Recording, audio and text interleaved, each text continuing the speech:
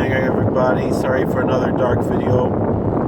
I'd like to say Dvar Torah. It should be a schus of Dvar Torah, that the truth should come out. This is a very important Dvar Torah, and I think, I talk to people who are so discouraged they don't even bother to vote. And I told them, you gotta vote. You gotta vote, even in New York, where it's not, and I have a feeling that if we really investigated New York, Trump might have won New York. With all the games that are going on, who knows? Anyway, this week's Parshas Vayera, has two very important aspects of eschatology.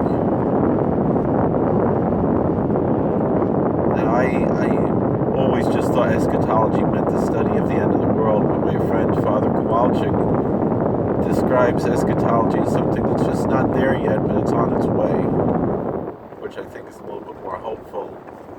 And really, and so like he talks often about how, even though he's a Russian Orthodox priest, he should have a nice big beard, but he can't grow a beard, so he has just a little goatee. And he says that one of a bishop that he looks up to says he has an eschatological beard. It's not quite there yet. And so too, for us as Jews, we look forward to the coming of the real Mashiach, and not with any disrespect to our Christian friends who believe in a different Mashiach and have a different idea of what Mashiach means. So I don't forgive them that. They're welcome to believe it's a totally different religion, a totally different idea. And they admit to that. In any event, the coming of Mashiach is hidden in this week's Parsha. Probably the more obvious one to people who know the Bible a little bit would be Lot and his daughters, and how one of his daughters gave birth to the father of the nation of Moab. Moab, that we say in Hebrew, the Moabites. And there was a Moabite princess, according to our tradition. She was the princess of Moab. She was from the royal family. And she became part of our royal family, the Imah Shel Malchus, the mother of royalty, the matriarch of the Davidic dynasty, Ruth the Moabite. So that's a little bit more obvious to anybody who knows the Bible. But this is one of the steps in the establishment of the Davidic dynasty, which eventually lead to the coming of Mashiach ben David. But there's something else in regard to Ruth that might not be as obvious.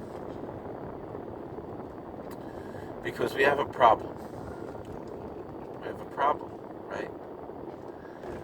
Because if you know the Bible a little bit, right, and you read the book of Deuteronomy, it says, Lo yavoi ma'avi ma'amini b'kal Hashem, that the Moabites and Ammonites are not welcome into the congregation of the Lord.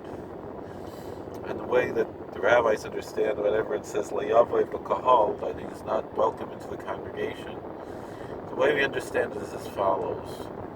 A person from this lineage may convert, but they cannot marry someone who was born Jewish and has an untainted lineage.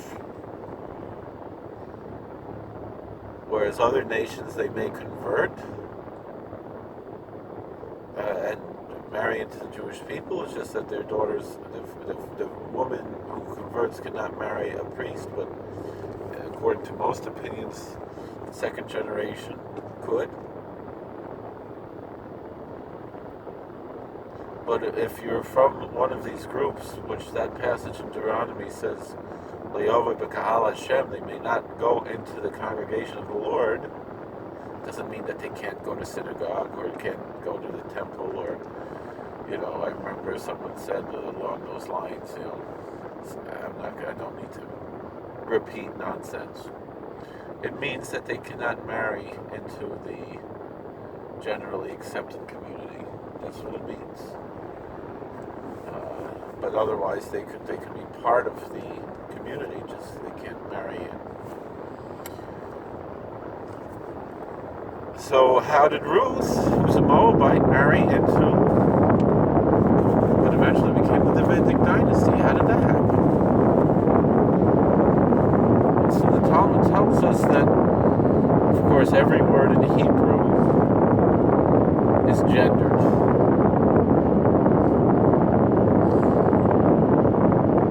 And so therefore, although generally the neutered gender is masculine gender is inclusive if it's in the plural, but here it is in the singular.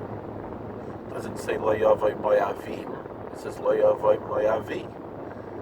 It says that it doesn't say the Moabites may not enter the congregation of the Lord. It says a Moabite may not enter the congregation of the Lord, which would seem to indicate that it's only the males who are not allowed to marry into the congregation, but the females may. But that's not conclusive to say that. However, there's a reason that's mentioned as to why the Moabite may not enter the congregation of the Lord. It says, so when you were leaving Egypt, they didn't bring you bread and water, right? They didn't feed you, they didn't give you what to drink. And so because they lacked that hospitality, and they actually fought against us, they were not allowed to enter into our congregation. They couldn't marry with us. Nowadays, we don't know who the Moabites are, and so the whole point is moot, but at that time we knew.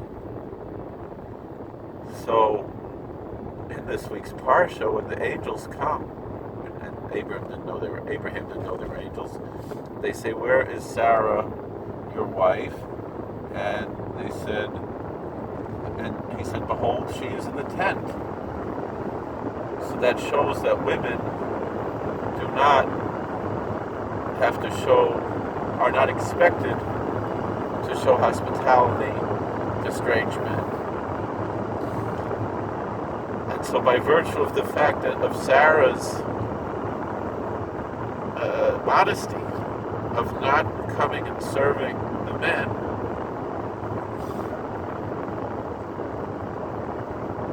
the whole Davidic dynasty and the coming of Mashiach was made possible, because it was established that women are not expected to be hospitable to strange men in front of them. They could prepare in a modest way, but not go out and bring and serve them and wait upon them. So Abraham was waiting upon the angels, and Sarah was perhaps preparing the food, right? But she was in the tent. She was not going out and greeting the men. And so that's why Ruth was therefore kosher and allowed to enter into the congregation of the Lord, and that's why David was therefore acceptable. Now I'm sure this is something Sarah just did all the time. It's nothing special. And so the message is something that you might think is not that special. Could be the thing that saves the whole world. Something you just do every